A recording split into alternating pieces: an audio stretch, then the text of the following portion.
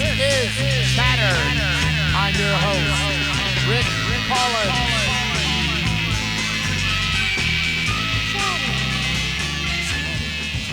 Hello, welcome to Chatter. I'm your host, Rick Collins, and today we have Mike Vallejo from Circle One. He's the guitar player, original member, co-writer of the songs for the legendary hardcore band Circle One out of Los Angeles, and specifically the San Gabriel Valley, PICO, RIVERA to be exact.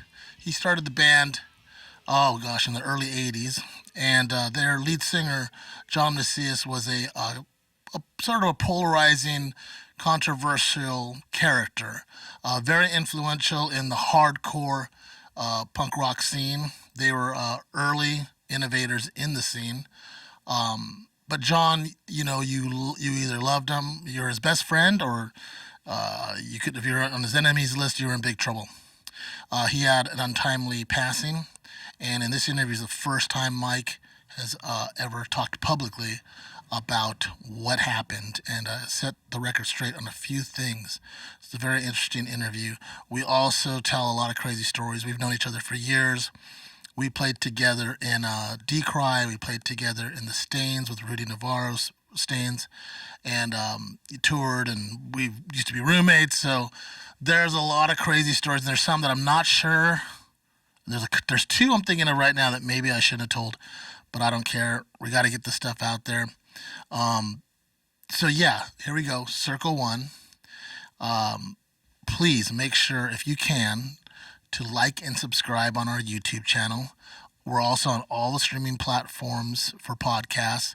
If you can subscribe to us there as well, we really, really appreciate it. We do have a Patreon, which you can find on the podcast and YouTube channel's descriptions. I'm doing this out of the SGV Sound Studio, which I'm the owner of. Just remember also, if you're going to watch the video on YouTube, make sure to also watch a live performance by Circle One. We recorded them live in the studio, and there should be 2 or 3 songs that'll be up on YouTube of them performing live. So here we go. Mike Vallejo, Circle One, Chatter. Thanks for tuning in. This is Chatter. Thanks for coming on my show. Now I know I've hit the big time. You finally arrived. How does it feel? It feels good, man. I've reached the plateau. Oh, wait. First of all, we have to say happy birthday to Jim Dandy. Who's Jim Dandy? Jim Dandy from Black Oak, Arkansas. It's his birthday today. The one that that's David Lee Roth stole everything from. Yes. And how old is he? Oh, gosh. Probably 70s? in his 90s. 90s? Probably. 80s, Dang. 90s. Happy birthday, dude. Yeah. I don't know if he's still alive. I think he is. Jim Dandy. That was an obscure reference. Yeah. I just saw it. I looked at my post. I'm like, oh, it's Jim Dandy's birthday today. Yeah, man. Well, that was good when you guys jammed here. That was a lot of fun. Yeah. We had Circle One play here for you guys out there on the YouTube channel. You'll be able to go on there and see live performances in studio by Circle One. Live. And now we have Michael Vallejo here. My first official interview, I guess you can say. Really? Kinda. Well, other than like for magazines. I mean, you've done it. Well, that's right, because you were the interviewer on your show. Yeah, I did. I used to do a lot of those every week. Yeah, I did them twice a week sometimes. But then after COVID, everybody started going out. Yeah. So it wasn't as popular. No, that was great because we'd also buy records. Yeah. So Mike started this just on Facebook. Yeah. He just would sell records and then have a guest, an interview, tell stories, show some of his flyers. He might even have brought in a couple of little things today to show us. I brought a few artifacts to share. Back when what we used to do back in the day instead of now, but we'll get to that. All right.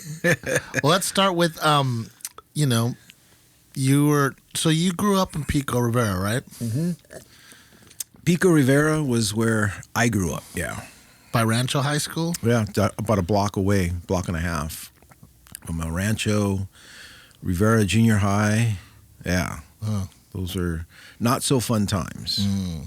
Yeah, was it like a lot of gangs and stuff? Yeah, or fighting? a lot of gangs, but that didn't really bother me. It's just I was the only one that was into the punk, scene back then, so I couldn't really share anything. All my other friends were either stoners or disco heads or something like that. But I just hated it. I didn't like it at all. I wanted to get out of it. Yeah. What was the first kind of music that drew you out of it? Like that showed you that there was another, like the punk rock way, or like was there a band, or was there a certain... The Ramones, pretty much. Yeah. But I still listen. I mean, I liked a lot of hard rock back then, and I still do like a lot of hard rock now. That's what I was into before punk was like Humble Pie. Yeah, Humble Pie, Jethro Tull, big one. I was still am a Beatles fan. Still love all my, have and love all my Elton John records. Yeah. He's great, man. Yeah. Oh yeah. I still love him. You see that new documentary on him? I haven't seen that. Oh, it's good. He so it's the anniversary of his big show at Dodger Stadium. Oh, okay. My sister went to that. Oh, no way. The first one, yeah. Yeah. And it's like, I think it was 40 years or 50-year anniversary? It's got to be at least 50. So he was in the 70s. He was the first solo artist to sell out a stadium. And so the documentary starts off, he's recreating his tour back then and in 2024, and he winds up back at Dodger Stadium for his final show, and he's retiring on his 50-year anniversary. So the documentary, he starts off, I think, in Arizona, and I think he goes to like Chicago, New York. Yeah. But as he goes to each stadium on his last tour, they flash back to when he was there back then. He tells stories. Wow. And he talks, and they show old footage. Is that out now? Yeah.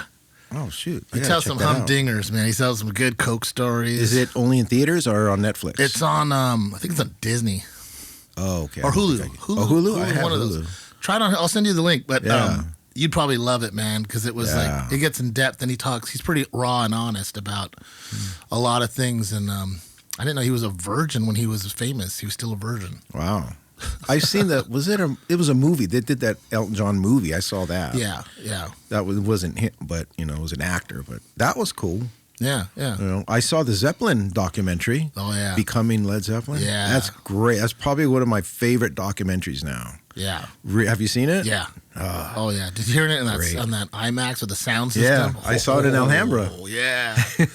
Oh, that was good. They're gonna play it one more time at the end of April in IMAX. I think I might go one more time. Yeah, I'd go see it again. Definitely. I'll go with you if you want to go. Yeah, and I was never a Zeppelin fan back then. Really? Didn't care for them at all. Huh. I don't know. It just didn't really do anything. I mean, I loved other hard rock bands, Sabbath, The Who, Humble Pie, but just wasn't a Zeppelin fan. I'm more of a Zeppelin fan now. Mm-hmm. Yeah. Appreciate that happens a lot with a lot of bands. I wasn't a Minutemen fan back then, but I love them now. Yeah. Just a lot of bands just kind of hit me way later. Yeah. Those were one of them. My motto is always like, if it's good enough, I'll like it eventually. Yeah. Except Beefheart. As soon as I heard that, I'm like, oh shit, Beefheart's great. Yeah. You turned me on to some good Beefheart stuff when we lived together. Yeah. Well, because you always had all the killer bootlegs. Yeah. I still have most of them. With Mike, we'd go bootleg. But Mike had all the killer bootlegs, and so he would we'd go to Mike to get he was like burning CDs of bootlegs back then, and he'd go, check this out, or you gotta check this out. Yeah. It was really cool before the internet, kids. Yeah, gosh, I think I was selling those for like $5 too, pretty cheap. Yeah, you were like our Google. Yeah, I had a bunch of them. People would always come, mostly the punk stuff, but I had a lot of good rock boots too. Yeah. Oh yeah. Yeah. When I first, when we first met with Tongue. That was at the park. Yeah. What year was that? That had to be like the mid to early 90s. Oh yeah, because I was living in Pasadena. Yeah, early 90s. Yeah, I saw you at the park. 93-ish, 2-ish. And they were trying to kick you guys off the stage. And you guys wouldn't move. You guys just kept playing. And I'm like, oh, this is punk rock, man. I'll never forget when you came up to us. You're like, hey, I'm Mike. I play guitar in Circle One. You guys are great. Yeah. You guys have any recordings? And you're like, and we're like, oh, man, what's up? That was the best thing about that day was meeting you. Yeah. I was in a bad mood because they kept trying to hassle us. Yeah. And I was like, oh, well, I got to meet Mike Vallejo. That was cool. Then we were friends. Then we became roommates. Yeah. gosh. Jammed together. We jammed in the Stains together. We jammed in DECRY together. Have you talked to Rudy? Online, very briefly. I want to have Rudy on the show. Yeah, Rudy would be elusive. Cool. Yeah. Hard to get. Well, it'd be great to jam with him. I think he just rides his bike now. He doesn't like travel by car anymore. Like a bicycle or a bicycle. Huh. Yeah. He's a beach bum. Yeah. He likes it out there. Yeah. Were you guys a 5-piece when I saw you guys? Who, Tongue? Tongue. Yes. Yeah, we had 2 guitars. Jason, Todd. Was Scotto drumming? He might have been, but probably not our first drummer. No, because was Chris. I've known Scotto. I would have recognized Scotto. Yeah. It was our first drummer, Chris Cunningham. Yeah, it was Chris, Scotto, Jason, rest his soul, and Liz and I. That was the first lineup. I still remember that show when I saw you. I was just walking around Pasadena. I'm like, oh, there's a gathering here. Oh, this is a band. He's talking about Tongue, by the way. Yeah, Tongue. Jeez. Yeah, and then you recorded us. You did a lot of our first album was recorded at Feedback. Yeah. Your studio was in El Monte, right? Technically Temple City. Oh, okay. But it was right on the border. And you recorded a lot of the bands. The thing with you that I like too is that you were always looking for new bands and the younger bands, helping the younger bands out. And bands. You were always, still are, in the scene. No, now you're doing more records. Yeah. Mike also Ven's records. He always has great records. He used to have swap meets here, and he goes all over the country. But yeah, back then you would find all these bands, and you always knew all the good girl bands too. I love girl bands, especially in the 90s. Yeah. Indie girl bands, either fronted or just, all girl bands. Always been into that. Yeah, because you turned me on to Veruca Salt, Elastica. You turned me on to a few good bands that had girls and they're great bands. Remember when Breeders were hanging out with us? Yeah. I had a chance to record them, and I fucked up my back and I couldn't record them. Oh, yeah. So the defunct Mr. T's Bowl, which is in Highland Park, Kim Deals just started hanging out with Leaving's roadie, and I think they were sharing a bass player. Oh, yeah, that's and right. a guitar player, and was in Fear and jamming with her. Yeah, that was a weird Kim Deal's hanging out with Fear. Yeah, and in L.A. too. Yeah.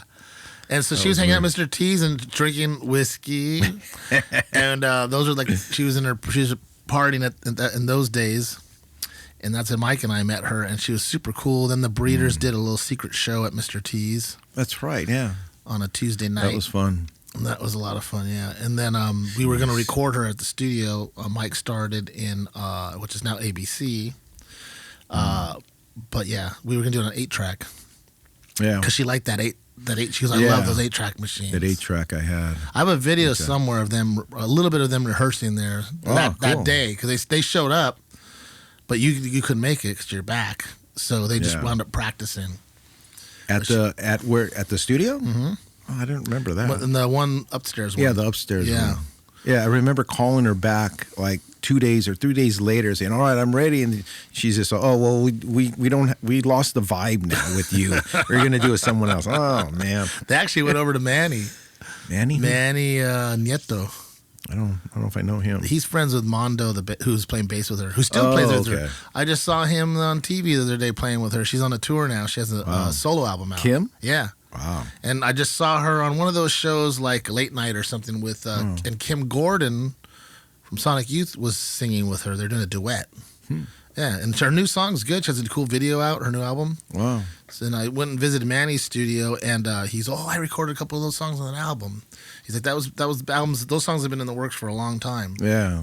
So yeah, she's still around. Shoot. Wow. I'd like to see them. I don't. They wouldn't remember me though, probably. No, me neither. That went really quick. Yeah. That period. Oh yeah, that was a blur. Really quick. Jeez. Well, you have like Keith Morris doing his poetry, Midget Hand Job. Midget Hand Job. I got like 10 of those CDs still, I think. My buddy Chris gave them to me. Then you had Lee Ving would be doing country songs with her. Yeah. That was cool. It was nice hearing her harmonize with him, and he has such a great singing voice. I remember one time, I don't know if I should tell this story, but I'll tell it. Okay. We were, but how remember behind Mr. T's was the lanes that they didn't use anymore. This is the old Mr. T's? Old Mr. T's. Okay. So now, everybody out there, it's now called the Highland Park Bowl, and they renovated it, and it's a bowling alley. It's a hipster place. It's really nice. But these lanes, this place was like made in the 40s. And when we were going there in the 90s, they weren't using the lanes anymore. They just had like all kinds of storage back on the lanes, old TVs, old bowling shoes and pins and furniture.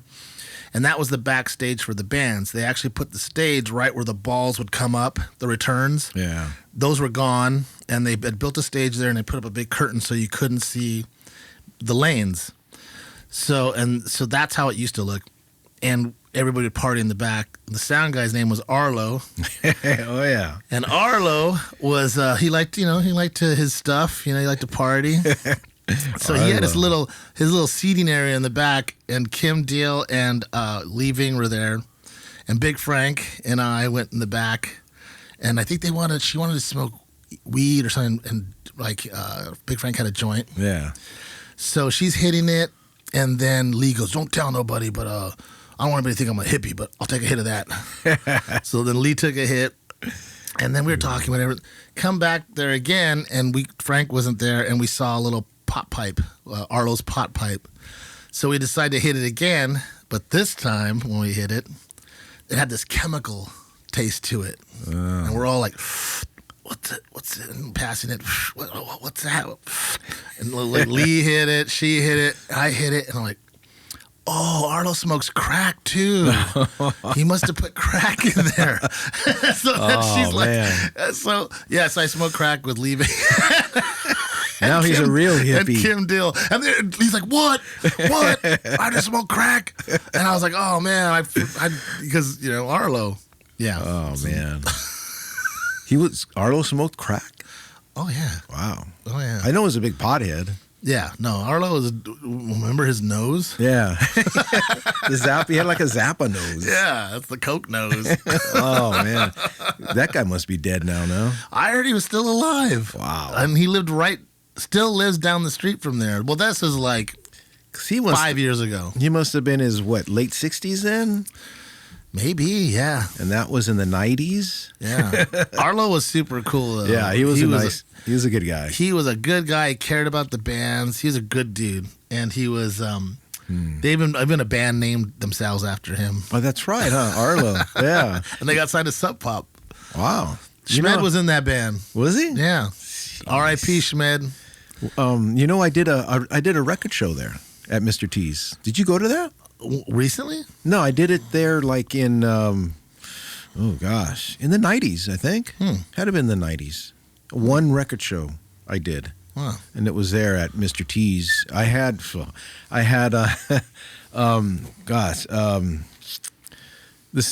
what's his name? The singer for Blackjacks. You knew him. Oh, Pogo. Pogo. I had Pogo doing the door. Oh, I remember. We would hire him for security at shows too. Yeah, to monitor that's right. the parking lot. So I didn't know how much he kept, but he ended up giving me like $10-20 at the end of the thing. Yeah. Oh, this is $20. It was like $1 to get in. It was one of those one for me. Yeah, one for you, two for me, one for you. I didn't care. Pogo was my friend, so I don't care. Another one, R.I.P. Pogo. Yeah, Pogo gone. Pogo was great, man. He was hilarious. I remember he would be in that parking lot. And we're like, dude, just make sure that there's no the girls can get to their car safely. Because back then, they had the Avenue Cholo gangs. That's right. That was kind of a bad area. Yeah. I mean, me and Liz, when Tongue played there, once heard some gunshots in the front when we were loading in for a show. It was early in the night. And this Cholo just got drive-by shot in the head right in front on Figueroa. So it was sketchy, but they didn't mess with us too much because they're like, oh, those crazy punk bands. Plus, it was in the back. It was in the parking lot. Yeah, they didn't. I remember one time these Cholos came in, and Big Frank was working the door, and they were just loked out, big guys, and they're just like, oh, this is all right, we're coming in. They actually paid. Wow. And they came in. There's like 4 of them.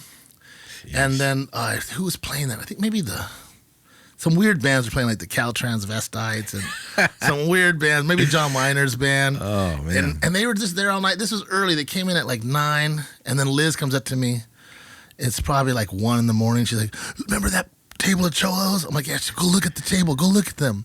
I look over at them. They're in the dark, and they're all making out. Oh, man. With themselves? Yeah, they're macking with each other.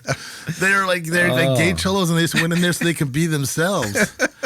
And they knew we weren't going to say shit. We were all freaks. You should have told them, hey, start a band called the Gay Cholos, huh? We could still do that. Yeah. So then when they left, I remember when they left, we just kind of like just looked at them like, because we were like promoting the show. We're like, yeah. Wow. Like, well, you guys are welcome to come back anytime. Everyone's welcome here. And then all of a sudden they turned back to hard again. And he's like, we got your back. Anybody, you ever messes with you guys, you let us know. And I was like, all right, I got gay cholos on my side. I wonder if they can fight good, though. Probably. I guess think so. They were like all loped out and tough. And I'm sure the rest of the gang didn't know. Jeez. That happened once when John threw a show in '83. We did it in South Central, and Crips showed up. You know, a lot of them, and John just went out there, talked to them, and he let them all in. You guys are in free. You guys, this is your turf. What's he gonna do? Yeah. No. Yeah. So he let them all in. They were okay. They were just kind of tripping out on everything. Kind of hitting up on the girls, but just kind of tripping out on everything. But that was a pretty scary scene, though, man. Oh, you guys must have had some, especially back then. I mean, for people that don't know, when did the band start? So people know the time frame we're talking about. We started in like early '80, right after I got out of high school. Because I had known Mikey Duarte and his brother Bill, the original bass player and drummer, since high school days. I had Mike in several classes, but Bill was old. He was like 2 or 3 years older than us. So he graduated. But I knew John in high school. I had him in 4 classes in a row. Oh, wow. First, that's when we had periods back then. Yeah. First through 4th periods. Yeah. 4 classes in a row. We see each other. You again? What the fuck? Did you guys bond on music? Is that how you met? No, we bonded on pretty much humor. Huh. Yeah, that guy was a class clown. Just I joking. believe it. Yeah, he was a jokester. Yeah. Just joking around, and he was a stoner, smoked a lot, but we just got along because he was a funny guy. Yeah. He was a big funny guy. Yeah. So he was always big like Yeah. He's always been pretty buff, pretty big. Our bass player Mike knew him before I knew him because they were stoners together. And Mike was the one that thought, hey, we should get John in the band. Me and Mikey Duarte started the band, and then we got his brother because, hey, we'll get Bill, simple. But we needed a vocalist. So Mike says, hey, I know this guy John, he won't need a PA, he's pretty loud. And then that's when I started seeing him in my class, and I'm like, oh, you're the John. Oh, okay.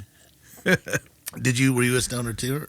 Was I what? Did you smoke weed too or no? No, I was never a pot smoker. It'd always get me too paranoid. You never went into pot, huh? Uh-uh. I mean, I smoked it, but yeah, I didn't like it. Or drugs in general. No. Yeah, because I don't remember you ever doing drugs with me. No, just drinking. Yeah, we drank a lot. Alcohol was my drug. Yeah. But, I mean, I've done, coke and crank, but never really, was never addicted to it. Yeah, well, that's fortunate. That's good. Sheesh. So how did you and John segue from that into like actually doing music together? Well, we started because he didn't know nothing about punk. He was a stoner. His bands were AC/DC. He loved AC/DC, Scorpions, like the classic hard rock stuff. So me and Mike are like, well, let's take him to the Starwood, and the Circle Jerks were playing. I think that was his first gig, and he loved it. He fit right in, but. He kind of, he was dressed normal, like a stoner, jeans and Levi jacket. And the next time at the next gig we take him to, it was probably at the Starwood. He bought these big old, and I was with him when he bought it, big old chains. And he chained himself like a gladiator, like across his chest. And he's wearing bandanas on his biceps and across his forehead, and he's going to clubs like that, but they wouldn't let him in with the chains. But you can't, and they were thick chains. I'm like, damn. So he was always a pretty independent, type of dude. Like he didn't like he was like like he was a big follower, like in the beginning. Maybe not until he got religious, but he was seemed like very independent. Well, right? he's always been religious, just different periods, because he was bipolar. He was schizophrenic, but we didn't know it. I don't even think he knew it then. Oh, I see. But I think he's always been like that since he was a child. Oh, okay. And That sometimes makes a lot you of can sense. tell, and other times you can't. I've never really seen it in him until way later after the band broke up. But if I would have known, I would have seen the warning signs. But I didn't know that. But no, he got into the music scene really, really quick. I guess he just really liked it. Because it was violent. He'd always be out in the pit. Yeah. And he loved the music. Yeah. So then we just said, well, okay, you're going to be the singer of the band. And he was into it. We used to rehearse in his garage in PICO. Yeah, because you bring up violent. He was, from what I know, from just researching you guys, obviously knowing you, is that he was in a way a polarizing person because they had this like streak in him that was kind of like he'd stick up for the little guy. Yeah. But then he was also perceived as a bully. Like he could kind of go both ways. Yeah. Maybe that's the bipolar part. Yeah. That was the bipolar part. Yeah, he can be your savior or he can be your demon. Depending on what night and what kind of relationship you had with him. And of course the drugs, the alcohol and the pot didn't really do him that well. Right. But by himself, he was a good guy. He was like a brother to me, a younger brother. Well, he was a few months younger than me. But I always saw him as an older brother. Yeah, I could see that. Yeah, we were pretty close, real close, because we lived pretty close to each. We lived like a half a mile away. Yeah. So when you started writing together, was he just jumped right in? Yeah. With those are all his lyrics. You would just come up with riffs and stuff. How did that work? Yeah, I just give him a cassette. I just practice in my room cassettes. Here's a cassette of like 5 songs, and he'd put lyrics to it. Oh, that's cool. Bass player would do the same thing. He'd write music and give it to John, and John would do the vocals to it, the lyrics. Oh, that's cool. Yeah, but all of us never. We weren't like serious musicians. We just picked up our instruments. I had never played guitar before. I just picked it up, and same with Mike and Bill. Bill never. That's why the early recordings you can tell on Bill's playing. He's not really keeping in beat. And I remember at an early rehearsal, we had such crappy instruments. And we'd ask, Bill would always break his foot pedal. And we're like, hey, Bill, what's up with your foot pedal? He goes, well, Bill's like, I don't use my foot pedal in all the songs. What? I don't need it. Did he use your floor tom for that? He had a floor tom, but he just wouldn't use his foot pedal. I'm like, That's oh, funny. okay. I've never heard that before. He never used it on all the songs. No, I don't need it on that song. That's hilarious. That's funny. That's how innocent we were. We didn't know that, you got to keep that bottom end to keep the rhythm going. Right. We didn't know that. Yeah. So, God. And my amp was a stereo. I brought my stereo from home, and fortunately, it was an old sound design with the 1/4-inch input for a microphone. Yeah. But I plugged my guitar in there and used my speakers. Wow. What a trip. That was our equipment. So you guys start playing like backyard parties first? Or did you go right into clubs? Yeah, we didn't really do much backyards. We did one in La Puente that I still have the flyer for. Played with this band called Medfly. I don't know if they were like a local band back then. That was 81. But we didn't really play that many backyards. We did, we played the Nest. They wanted us. As soon as we promoted ourselves, and then John was good at promoting and talking to people. So and his dad had a print shop, right? Yeah, his dad had a print shop. So we printed up a lot of Black Flag flyers and all of our flyers. So, and we wouldn't have to pay for anything. That's great. John would usually go in, I'm going to do the flyers. So he'd work for his dad and just do all the flyers. Oh, back then that was like hitting the jackpot. Yeah, we did all of the, we got Power magazines too. Well, John did. Did all the printing for We Got Power magazine. Oh, that's cool. They did like 8 issues, I think. And they got like really good paper and dirt cheap prices. Yeah, those are cool looking magazines. Yeah, I remember the guys from Flips are like, "How can you guys afford this paper, man? This is nice paper." So when you went from, from the time you started to this Dave Markey's Slog movie, Yeah, that's what, a year or two between time? it's about a year and a half. Because that's 81, right? Yeah, that was 80. That was the summer of 81, I believe, and we started like early 80s. So it was about a little over a year. Wow, that's pretty fast. Yeah, and when we did the Slog movie, that was filmed at Bard's Apollo. Where was that at? It was on Adams in South Central. Oh, okay. Yeah, it was a huge auditorium. I think it could hold like 1,300. Yeah, you could tell from the footage that it's big. Yeah, it's big, and it was real echoey. Yeah. It was never full because it was so huge. Yeah, you could tell. Yeah, but it was like a playground to us because they had this great backstage area with like a bunch of rooms. There must have been 7 or 8 rooms. You could just like a maze. Huh. So, somebody would be doing drugs in one room. They'd be having sex in the other room and partying in the other room. Those are fun times. Is that place still there? Is that building still there? I don't know. I should find out, but so on that show it was Wasted Youth.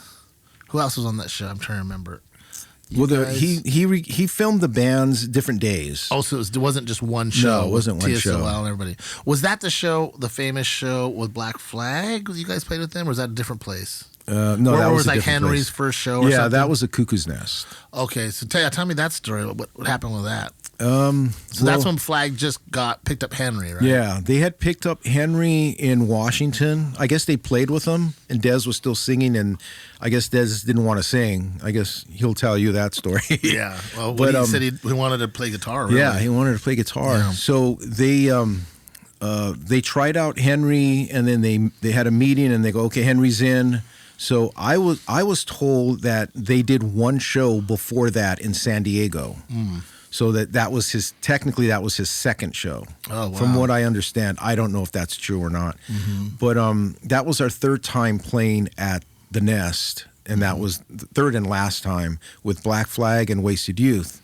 And I always thought, well, those are the 3 best top LA bands, because at that time we were at our peak. In the summer of 81, that was our peak, and that was Wasted Youth's peak, and Black Flag too, and especially with this new singer.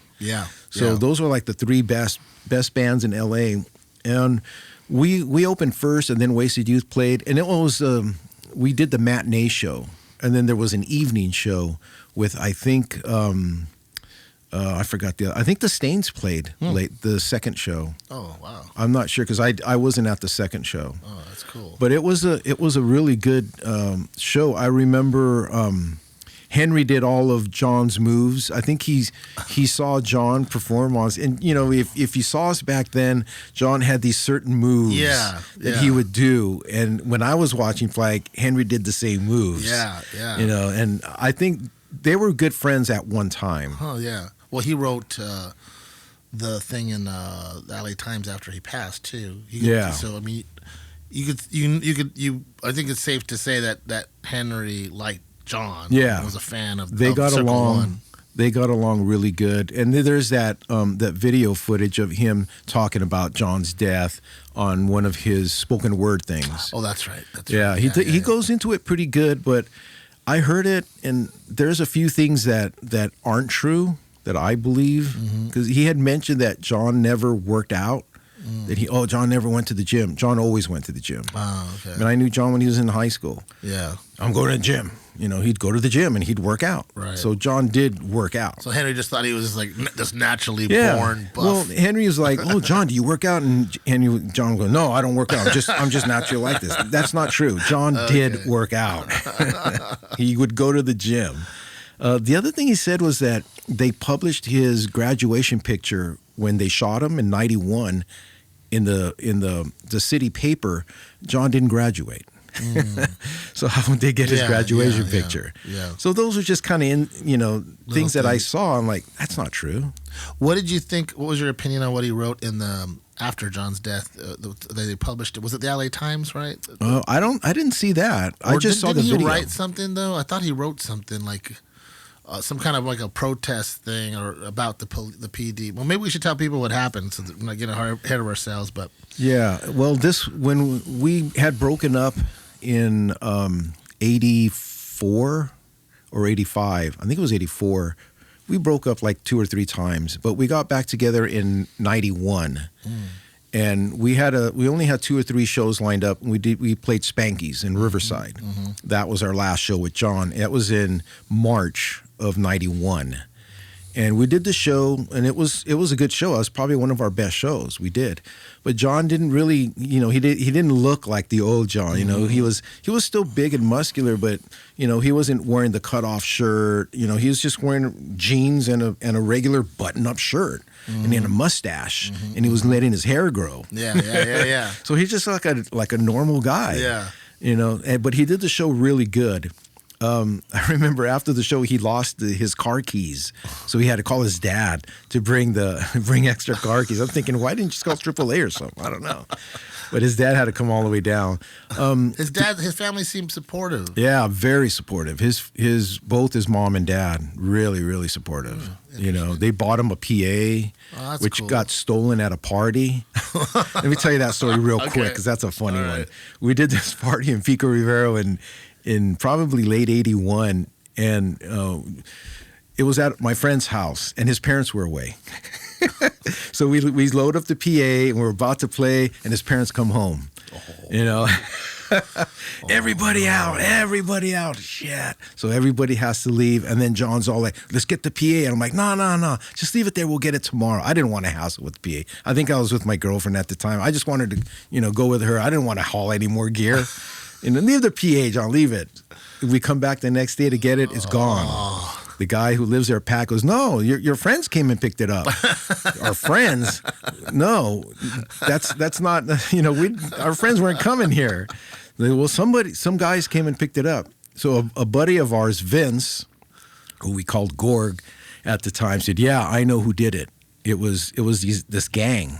I think it was PN. I think it was members from Pico Nuevo. Okay. So local Pico Rivera gang. So like a Cholo gang? Yeah, it was a Cholo gang. And John goes, who are they? I want to get them. And Vince goes, no, you don't want to mess with these guys. It's a fucking gang. John goes, I don't care. I'm going to get the guy and I'm going to get my PA. So Vince took him to the guy's house. And John's all like, hey, come on here, man. And his family's having a party. John's like, hey, come on here. We want to talk to you, So he comes out, and then John just starts kicking his ass, just beating him up. And his parents come out, hey, what's going on? And John's like, this guy stole, my PA. And I'm going to fucking kick his ass, and I want my PA. And the guy's, oh, no, he just denied it, the whole thing. So after that, we never got our PA back. We just left. And then after that, the guy who told John that where the guy lived, the gang was after him. They didn't want to mess with John. They don't want to mess with John. Well, get this guy. Get the rat. How many times did you see John kick someone's ass? Oh, a lot. A lot, yeah. The funny thing between the two of you, it's interesting because you're so not a fighter. You don't get involved in the gang stuff. Yeah. You're very not separated from all. You guys had a gang, the family, right? Yeah, the family, which was basically back then. These crews or people would surround themselves with different bands, so TSOL or Circle One, Black Flag, and Circle One had the family, right? We had the family, yeah. But you are always kind of like you were cool with them, but you never really were I didn't partake, you embrace it. Yeah, I didn't partake in their activities. Yeah. They were all my friends. Yeah. At first, before the family, John and Mike Muir from Suicidal Tendencies had a gang called the Mercenaries. That was before Suicidal and before the family. And their thing was they would have little, I think, crosses under their eyes, kind of a Cholo thing. It must have been Mike Muir's idea. Yeah. So they had the Mercenaries for maybe a year, and then Suicidal started developing, and the family started developing. But the family it started off being really innocent. Ron Baird from Stalag 13 and Becca Porter, I pretty much started the family. They were just like, oh, we're just like a family. And then the name just stuck. Yeah. And then it evolved into this violent gang innocent. thing. Yeah, it started off innocent, just our friends, from other bands and friends that would follow us. Oh, we're a family, we're a family. And then it turned into the violent gang thing. How did you feel about that when things started changing like that? From going from the late 70s era of the first wave to that, the more hardcore, which you guys were a part of. How did you feel about all of that was going on? Like I said, I never participated in it. You know, I would see the violence, but it was just something that was happening in the scene at the time. Yeah. It's sad, but that's what happened during 80 on. It got really violent. That was a bleak time in general too. I mean, if you look at old footage, there's some movies you people can watch, like if you haven't seen Suburbia or whatever, different movies that document that time. There's a lot of hopelessness. It was under the whole nuclear Cold War era, and there's a lot of people disinfected youth that just their parents were just not around, latchkey kids. I think it just attracted a lot of violent youth. That's what it attracted, especially from Huntington Beach, because they'd come to the Starwood and cause fights. That's right. And fight each other or other people, and it just evolved from that. And they're still being naughty. And they're still being naughty. That's why people are shocked that there's Nazis in Huntington Beach. You go, Huntington Beach has always been sketch. Yeah, there's always been Nazis. Even in the first punk scene, there was Nazis, but they didn't take themselves seriously. It was just shock value. And they would get beat up. They tried coming this way. There wasn't enough of them. They used to get pounded. Yeah, that's crazy. When Starwood days, I remember the guys from Oxnard would come down to go to Starwood shows, and this is like 1980, 81, and then they'd be slamming and stuff, and they'd point someone out. This guy, and boom, they fucking jump him. Usually it'd be a guy with long hair. Or a guy that didn't fit in. That's just how it was back then. Right. One time, one of the guys pointed towards me. This guy. Wow. And I wasn't really, I used to go in the pit very little time, maybe like 3 or 4 times the whole time I went to the Starwood, but they were pointing towards me, and then John goes, no, wait a minute, that's our guitar player. Don't touch him. That must have been cool to have a friend like John, though, around, right? Yeah, nobody really fought. You're like that movie, My Bodyguard. I was friends with the Lads. I was friends with Suicidals, FFF. They were all my friends because of John. Right. Yeah, because you always get along with everybody. I mean, you're like well-liked, Well, John was the fighter. Yeah. I was the lover. Oh, shit. Well, back then I was. Not now.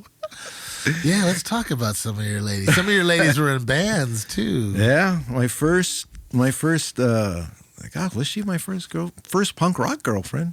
Julie from Sin 34. We went out. I think she was still in high school. Isn't there the footage of you guys at Okie Dogs? Yeah, there's footage of us when Dave was doing the Slog movie. Yeah. Gosh, yeah. I think she was still in high school then. Yeah. Like a senior or something. And I had graduated already. But we went out for like a year maybe. Back then everything went so fast. Yeah. We were so young. I mean, we were just especially her. Yeah. But I went to her house, met her family, met her maid. So she had a maid? Yeah. Oh, they were like very, wealthy? very well off. They lived in Beverly Hills. Oh, I didn't know that. Yeah. Oh, wow. They were all from Beverly Hills except Dave. Dave was from Santa Monica. Oh, okay. Phil, very, very wealthy family. Wow, I didn't know that. Yeah, when we played Palm Springs when I was in Sin 34, we stayed at Phil's house in Palm Springs. He had his parents had a house there. Wow. So Mike is kind of like the Dave Grohl of punk. He's played with everybody pretty much. A lot of bands. Name some of the bands you played with. Well, I played with Sin 34 first, besides Circle One. Right. I played in Painted Willie, which was an offspin of Sin 34 with Dave and Phil. I played and started Resistant Militia. Which, I didn't know you started that. Which turned into Resistant, and now Resistant Culture. I just saw Tony like a few months ago, and Tony's one of my best friends, a singer. Yeah, it was really, really good seeing him. He lives out in Washington, out in the boonies. Wow. In the in the forest area of Washington. But Resistant Militia was like mid '80s. I played in DECRY and the Stains and Ill Repute, Dr. No.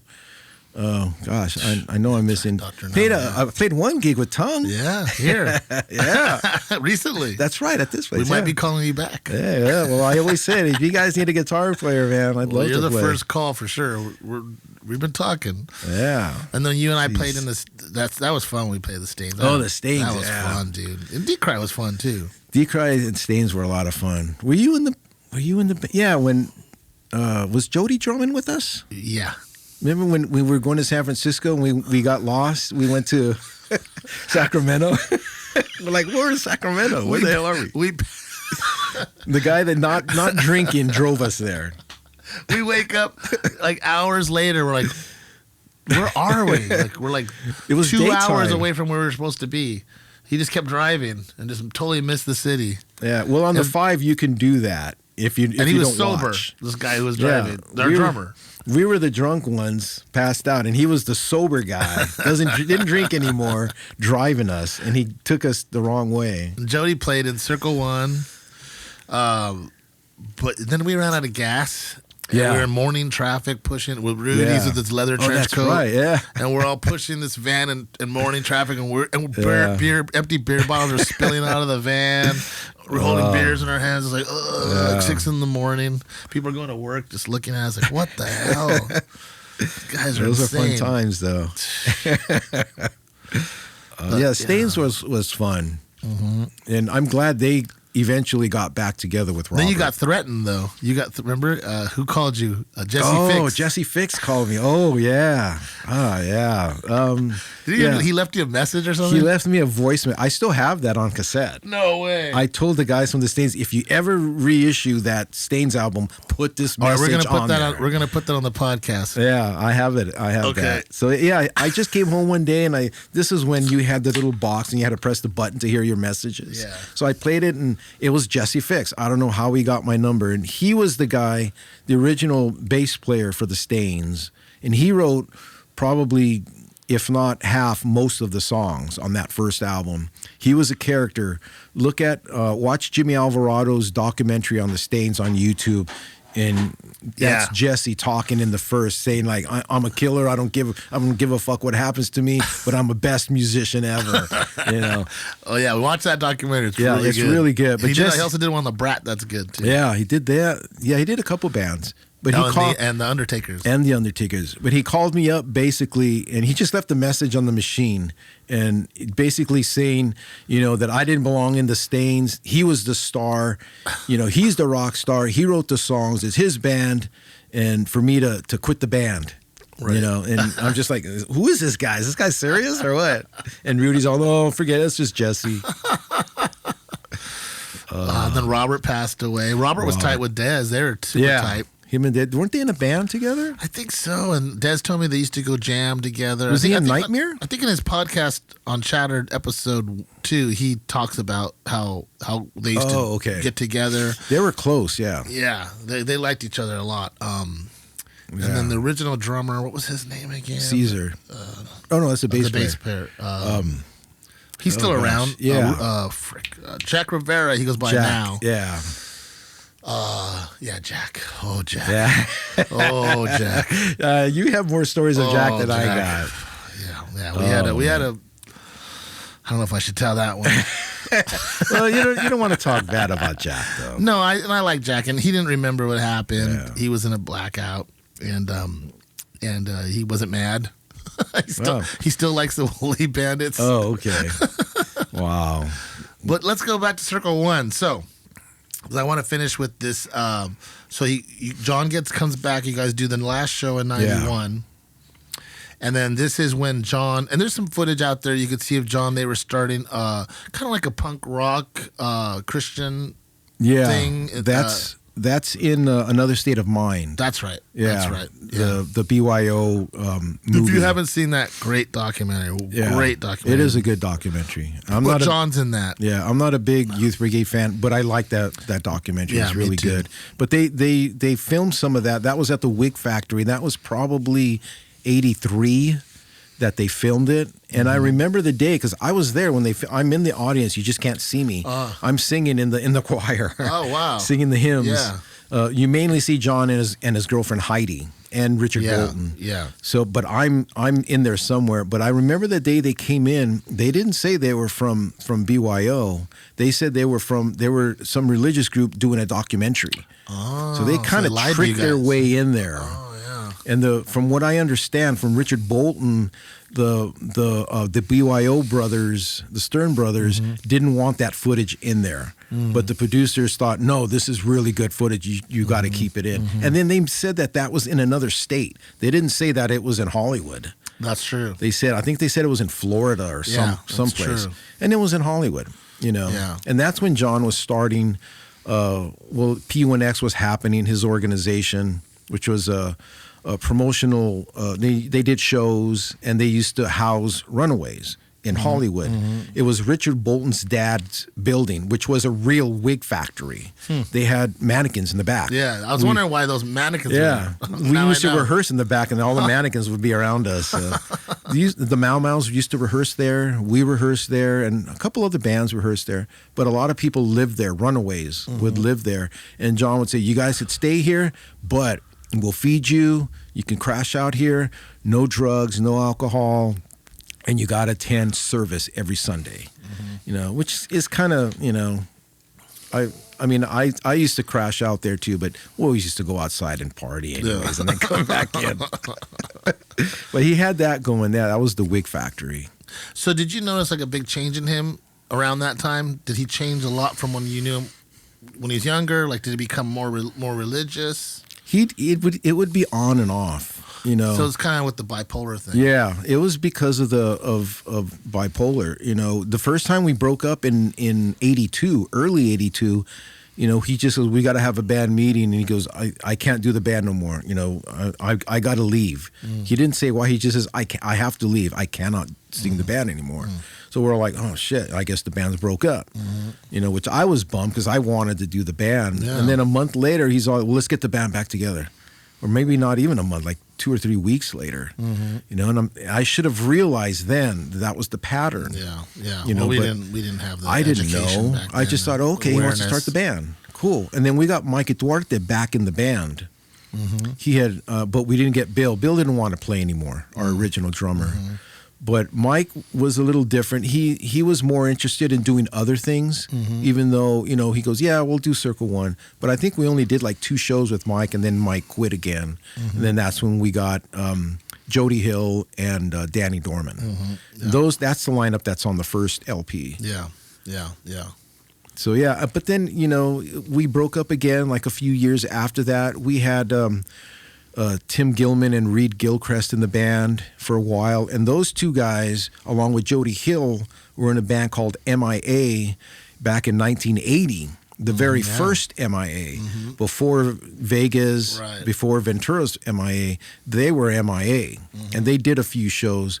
Oh, no, they did a few parties. And then they changed their name to Scotty Miller's band. Verbal Abuse? Verbal Abuse, there you go. They were the first Verbal Abuse from 1980 or 81. And they did 1 show, or maybe 2. They did 1 show opening for TSOL, which was Angry Frank's first show. That was Angry Frank's show. He was called Rodent. Rodent Enterprises. Enterprises. Or he just put Rodent Presents, TSOL, Red Brigade, and Verbal Abuse, something like that. Yeah, but they were doing bands before they were in Circle One. Oh, okay. They were the first MIA, and they were the first Verbal Abuse. That's cool. Back in 1980. That's pretty cool. Yeah, so they got some pioneering on Arcadia and San Gabriel Valley's always had some good punk bands. Yeah. Always, Absolutely. since back then. Simple Tones, Rick L. Rick, Joan Jett. Yeah. She went to Covina High. Yeah. So, yeah. And still do. I mean, there's still a lot of cool bands out there now. Younger bands. A lot of younger bands, Even too. you started jamming with some younger, AFU. Yeah. AFU was in the 90s. Who else did you play with around that time? Oh, gosh. You had, There was a lot of bands. You'd see Mike playing with you would play with these younger bands. Yeah. It was awesome, dude. That was really cool. Well, me and Charles started AFU. That's right. It was just me and him, and we did all the music. And then we got Eric and all the other guys. So know Eric's me. back with Dr. No now. Eric's playing with Dr. No. If you have a chance, go see Dr. No. Because Eric, they got a good lineup. Eric plays with Circle One in the studio with the footage that you'll see. If you haven't seen it, watch it. Eric Vasquez is our drummer too, so he's back to playing. Which is cool.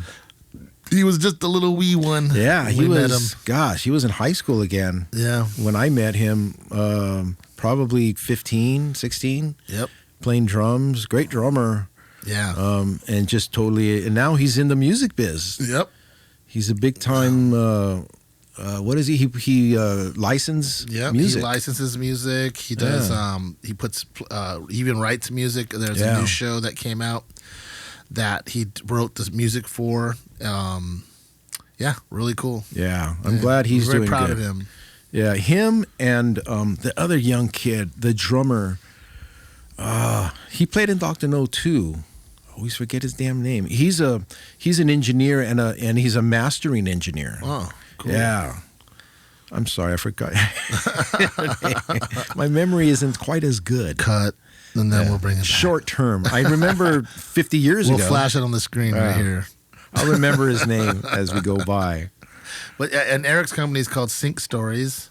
Oh, okay. Sync Stories, and he writes a lot of music. And then what the cool thing about Eric is he came back and to help out a lot of the people that he knew back then, like you and myself. Yeah, exactly. And put their DECRY, and he put their music in like video games and stuff like that, so they could have the opportunity to make a little money and their music get out there some more.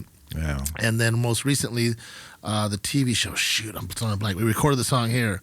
But they wanted like authentic, like thrash metal. Something strange, or is it something weird, or something? Dang it, you're gonna kill me. Sorry, Eric.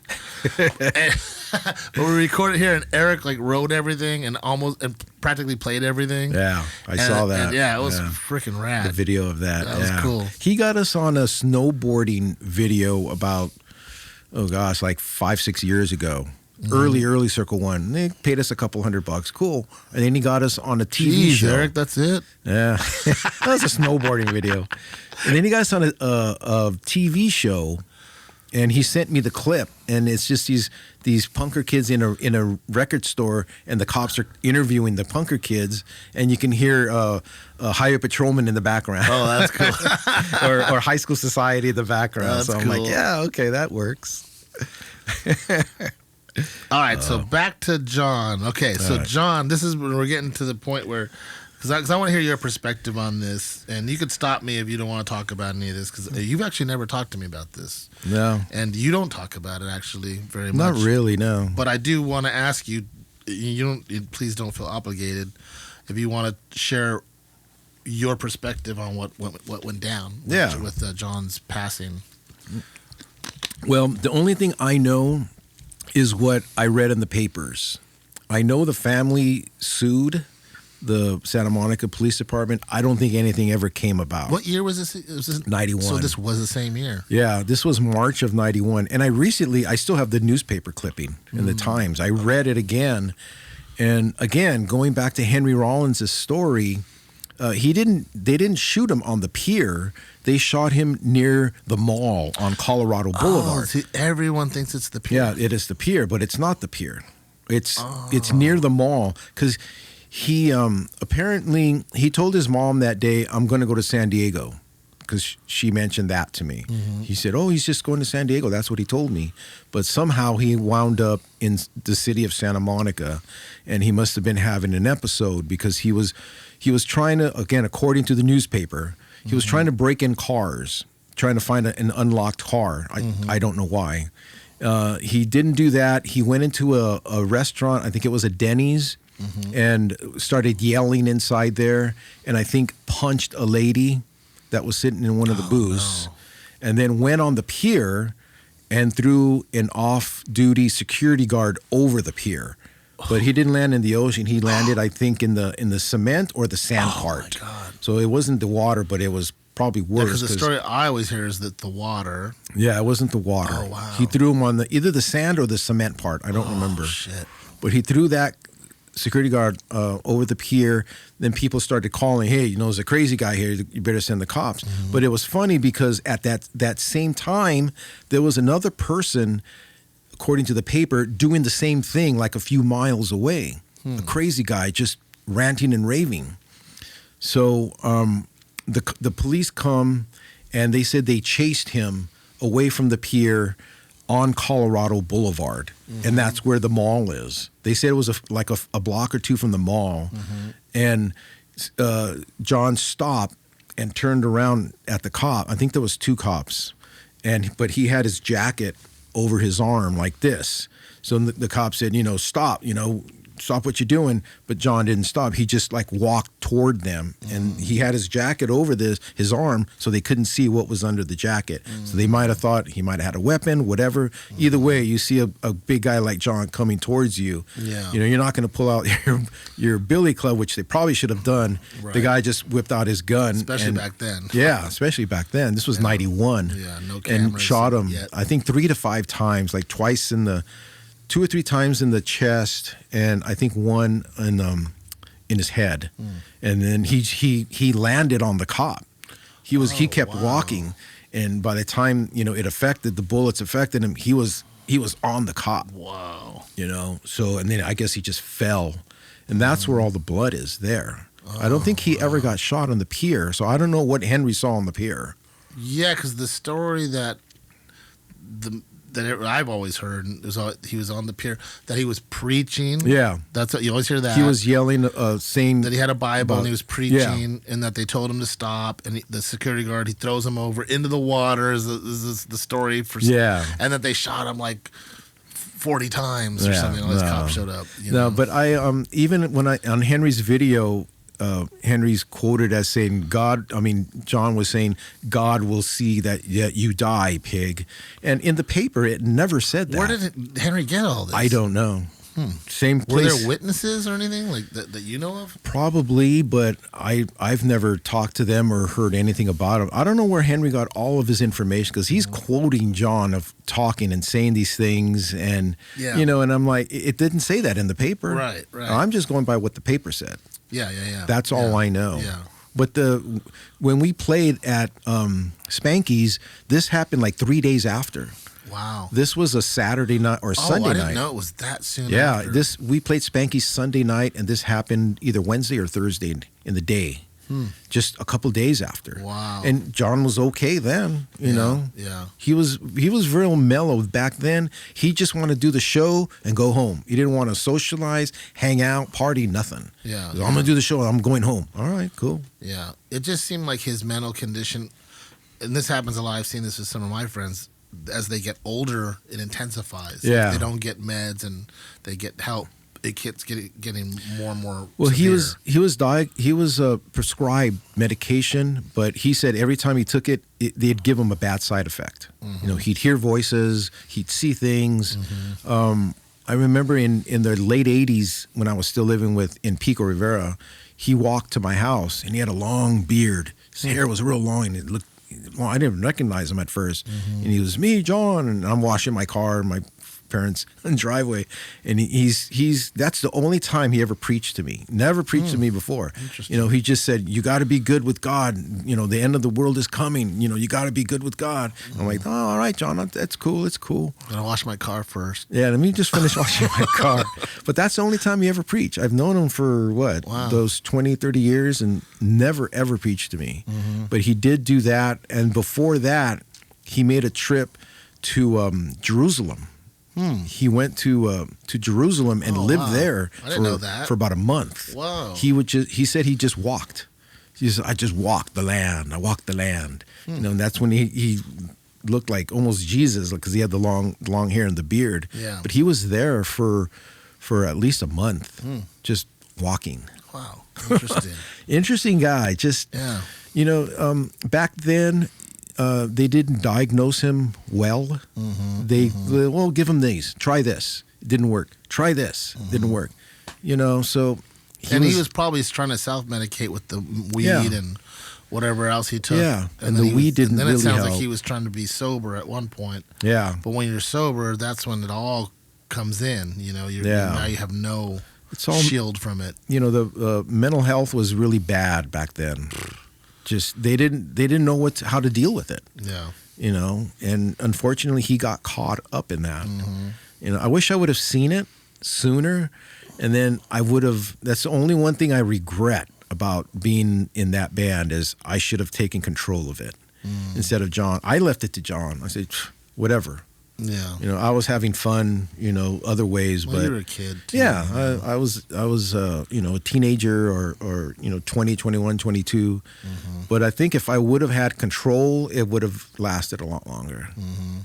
And John might have gotten the help he needed. So he was like the leader of the band, basically. I see. Yeah, I basically just said, whatever you want to do is okay with me. Yeah. You know, we probably didn't get all the money after we got paid a lot of times. Yeah. You know, I'm sure that went to partying for him and his friends. Right. But I didn't care. I just wanted to play music. Yeah, I don't care. Yeah. I mean, you can't blame yourself for any of that mental health stuff, too, because you're still young. Yeah. That's the only thing I regret is, man, I wish I would have been more knowledgeable back then about that issue. Yeah. And he might have been alive still. I don't know. And it runs rampant in the music scene, especially the punk rock scene. I mean, we had our Jason, you know, Jason. Yeah. He wound up being homeless and schizophrenic, and we didn't know how to deal with any of that. We just kicked him out of the band. Oh, you're out. Liz's like, that's it. I've had it. He's out. Oh man! You know, we don't know how to cope with that. I mean, I deal with it now with bands like I'm not gonna name any names, but there's some bands that I worked with here, and you see now that I'm older, I can see, and I try to talk to them, and I talk to the other members. Hey, you got to be sensitive to your singer's not an asshole. Yeah, he's got issues. Like you have to understand, this guy's dealing with either bipolarism or something. Sky Saxon was that. Sky Saxon was dealing with some kind of mania or something, you know. But those make some of the great best frontmen, right? They do. They do indeed. Yeah, they do. Another little quick story about John. I don't know if you remember X-Head. Oh yeah, he was in the Decline. Yeah. There was a time when this was probably '81. There was a big showdown. X-Head had challenged John to a fight, boy. You know, and this was going to be at the Nest, the Cuckoo's Nest. So it was probably the Black Flag show. You know, we're going to meet, you know, we're going to settle it, you know. So, and then John's, all right, cool, whatever. So they meet, and it lasted about maybe 30, 40 seconds. That's the one thing about John. Once he kicks your ass, you're his best friend. He'd help him up. All right. Shake hands. All right, we're friends now. Pat his back. Come on, let's drink some beer. That's how he was. Yeah. He did that with Felix from RS7. Oh, really? For the longest time, John wanted to kill Felix, kick his ass, and then kill him. Oh, shit. And Felix got kind of scared. He kind of threatened the whole band RF7. Oh my God. Yeah. Felix told me one time John pulled a knife on him. Whoa. But didn't stab him, and he told Felix, what did he say? Oh, expect the unexpected. That's what he said to Felix. Oh, Felix is man. all fuck. Oh man. And then John calls Felix up one night and says, Felix, I want to go down there. I want to bury the hatchet. And it was like, Felix said it was like 1 a.m, like on a Wednesday night. And Felix was all, oh, okay. And then John goes down there on his bike. He had a Yamaha Goldwing then. He goes to Felix's house with a 6-pack of beer at like 1:32 in the morning. And Felix is like, I don't know what to expect. So I had a club or something waiting in case he's going to fucking kill me or something. I'd be scared too. Yeah. And John comes in, all right, here's the beer. We're friends. You know, forget about everything that happened. And Felix is all like, okay, sure. Wow, I didn't know that. Yeah, he wanted to kill Felix. That's funny. You know, you said Felix is still playing? He just started playing again? He's doing solo stuff, too. Yeah, that's cool. Yeah. With a little home studio and stuff. Yeah, I've always liked those guys. I always thought RF7 was a great band. Yeah. Felix has always been cool. Yeah. Felix and Nick. Oh, gosh, another guy. Yeah. Sheesh. Man. Yeah, those are some great John stories. What did you read? I read the what's the dude from NoFX's Mike Yeah. Fat Mike, yeah. Did you hear his story about Circle One? A couple of them. I heard the one about the In his girl. book. Yeah. And then the one about, I guess he thought, who would win in a fight, him or Mike Muir? You know, and he had the artist, the Venice artist guy on there, Rick Clayton, and another guy, and they're like, oh, John kick his ass. Oh, yeah. Well, they were good friends. You know, John and Mike Muir were good friends. Oh, that's cool. Yeah, it's funny too because I remember seeing Mike Muir at a Black Sabbath show in the late '80s. This is when Suicidal was already huge, you know, and he's standing there with his clique. Yeah. You know, and I'm oh, there's Mike Muir. And I walk up to him, hey, Mike. And he looks at me. That's all he does. I'm like, okay. It's like that, okay. Maybe he didn't recognize you. Maybe he didn't. I don't know. Or maybe his bandana it was too obscuring low. his vision. He was wearing the bandana, though. That was just funny. You remember when we played for the Suicidal Tendency, or Suies in Venice with the Stains? Oh, yeah. When Scranny was there. Oh, so Scranny from Wasted Youth was there, and he didn't. Well, you tell the story. All right, so this is the Stains. Me and Rick, Rudy Stain, and Joey on drums. Yeah, we played at it was a small club. Some weird. It was right on that art gallery, that famous little street on Venice. Yeah, which is a little. I forgot what street it is, and then there was like a little underground. Yeah, it was weird basement like room. But they set it up so a band could play. Yeah, so the Stains are playing, and all the Suicidals are there, and Scranny from Wasted Youth is there. So and Rudy's good friends with Scranny. Well, so am I, but Rudy's good friends with him through surfing. What year was this? When was this? Oh gosh, it was in the early 2000s. Early 2000s. Yeah. So we thought, hey, let's get Scranny up on stage and do a Wasted Youth song. Yeah, okay. So Rudy tries to get Scranny on stage, and Scranny's like, no. Well, you got to tell him about Scranny, though, how he vowed to never sing any, because he's sober, right? He's sober, and he doesn't like visiting those times. Yeah, or he doesn't like to go back. I thought somebody had said that he messed up his throat or his something. I forgot, where he physically couldn't sing. Oh. That's what I heard. I thought it was more like he just didn't want, like he didn't like who he was back then. Yeah. Well, he hates Chet so much. Chet, but he does not like Chet. Oh, I didn't know that. Yeah, they don't like each other. Oh, okay. But he didn't want to do it. Scranny didn't want to do it. He goes, I don't want to do it. I don't want. Yeah, he didn't want to go in the. That was me younger. You know, I don't do that now. Yeah. I'm not going to do that. And Rudy kept pushing it. Come on, Scranny. Come on. And he grabbed Scranny and put the mic in front of his face. What song we started playing? I think it was Fuck Authority. That was it. Yeah, you're right. It was Fuck Authority, and Scranny got pissed and was ready to swing at Rudy. And Rudy's like, oh, hey, ho. And then Scranny just got totally pissed off. I'm not doing this shit, and just walked out. See, I remember, I thought one of the Sueys grabbed him. Maybe. And then Rudy put the mic in his face. That might have been it, and too. I think he sang like a little bit. Was it a little bit? Just a little bit, so they would let him go. And once they let him go, he was like, he just maybe that was it. I think so. Maybe that was it, I remember too. him go, and I remember that one Suey guy there slamming, and this ginormous Suicidal Tendency guy hits the drum set, and the drum set just explodes. And Joey's like, and this drum set's gone. And it's like, and we're still playing. And he tries to throw the drum set back, and then they grabbed Scranny. He was like this, and then I think Rudy was like, oh, like, yeah. Come on, Scranny, come on. Fuck Authority. They let him go, and he goes, oh, fuck you. Yeah, I think that's what it was. Yeah. He sang like a few words. Yeah. Oh, man. But I talked to Alan, the drummer, because he lives in Germany. When Circle One did European tour, we stayed at Alan's house. So we're going over these old stories and stuff, and he's all like, you know what? Me and Jeff want to play with Wasted Youth. Wow. They go, me and Jeff want to play. It's Chet and Scranny. They don't want to play. And he goes, they just hate each other. Yeah. You know, that's too bad. But I'm going to get in touch with Jeff Long, too, because my buddy ran into him and says, yeah, I'll send you his number. So hopefully I'll get in touch with Jeff. Yeah, that'd be cool. They were my favorite band back then, Wasted Youth. They're great. I always thought they were the best, even better than Black Flag. I like them better than Black Flag. They had that, I mean, dude. They were when they were on, untouchable, that band. Yeah. Just so friggin' good. Yeah.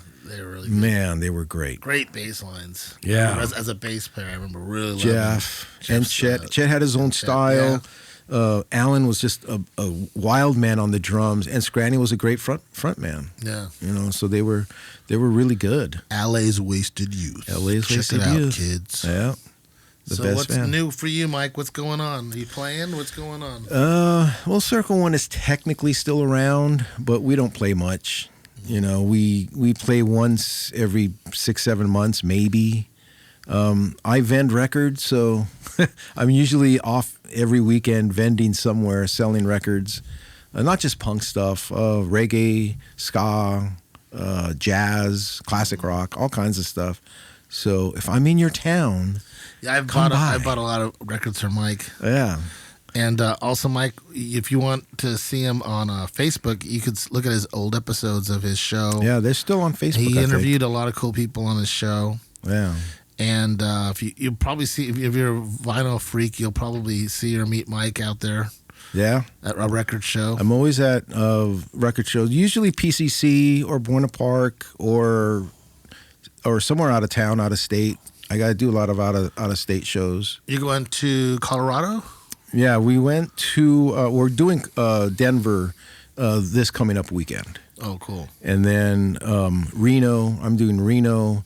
And then to the East Coast, Tennessee and Atlanta. Wow. Yeah. Well, you're going deep. Yeah. So when you do this, you have to drive. I drive everywhere. Because you can't take all the records. Taking all the goods. Wow. So yeah, that's the farthest I've gone though. I want to go to Europe, but probably not to sell, just to buy first. Yeah. The big Amsterdam show. Mm-hmm, mm-hmm. The biggest in the world, they say. So then we just have to ship it back? Yeah, you'd have to ship it back. Huh. But I know friends that ship back, so I just go in with them.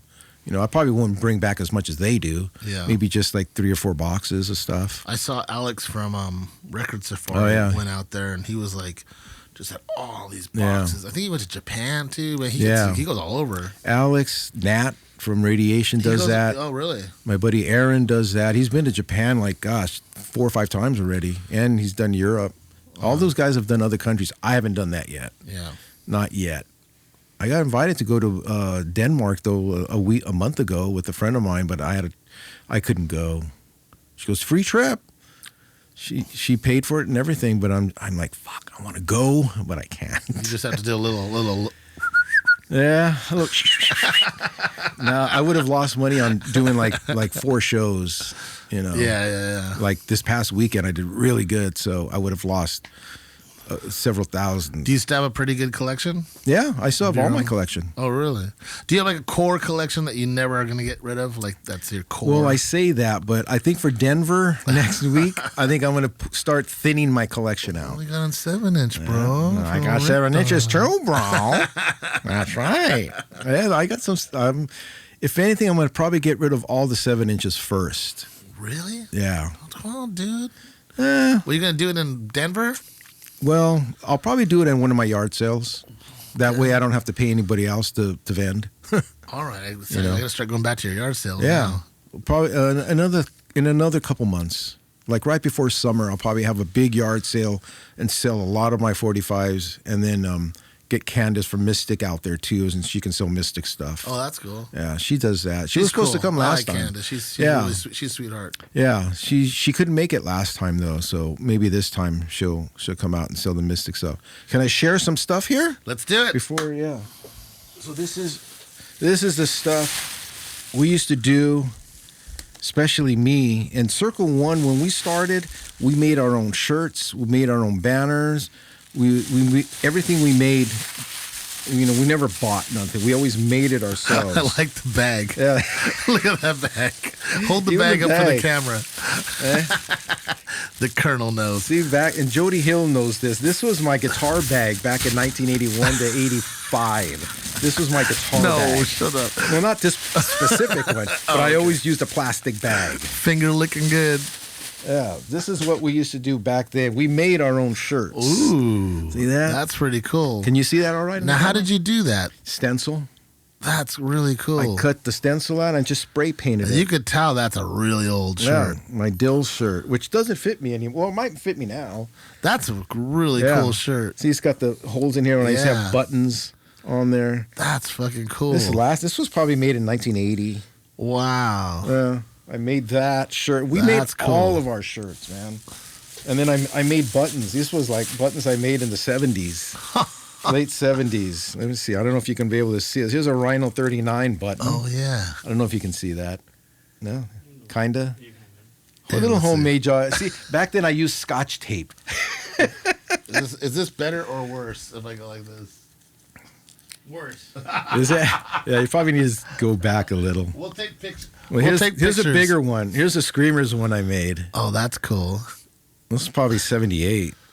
I just cut the picture out of a magazine and just that's really put it cool. on the. I think this is Johnny Rotten. One of a kind. Oh, middle class. This is an old middle class button. Middle class. Dang, you still have your old buttons. I have a few of them left. That is cool. And the Damned. I did this Damned one. This was probably 78 too. Another old one. Cool. Oh yeah, that's rad. Yeah. So you got that like out of a paper or magazine? Yeah, a magazine, like Punk magazine or something. And I just cut it out, and then I just make my own buttons. That's great. Before you had button makers. Yep. And I used to just make stencils. That's how Circle One logo. So that's spray paint? Yeah, it's just spray paint, but it's lasted like all these years. It almost is like a watercolor now. Yeah, it's spray paint. It's a cool effect. I love the Dills, so I made a Dill shirt. We made Circle One shirts, but we had to use like 3 stencils. One stencil was like red, and then we'd have like the star, and then the other one was the guns, and that one was like black, and then we had another stencil for the circle. So we do that 3 times on someone. We just used to go to gigs and, hey, you want a Circle One shirt? Turn around. Yeah. And we just spray on their back. ZZ, I think, still has hers. Wow. This girl named ZZ. That's really cool. Yeah. But that's how we did it back in the day. You know, a lot of the younger bands, like, I'm really, like, actually hopeful with a lot of the younger bands.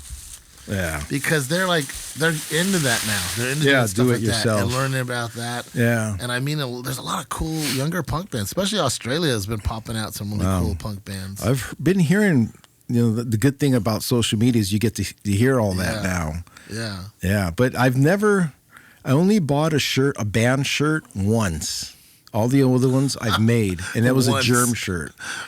All right, tell me that story. Okay, this record store in Lovells. This was probably 1980, late 80, early 81. I bought a Germ shirt at Lovells, and I bought it for this girl that I liked, and we were kind of going out, and I was going to give it to her, and she ended up going out with a neighbor of mine. They're married now. They're way cool now. Wow, they ended up getting married.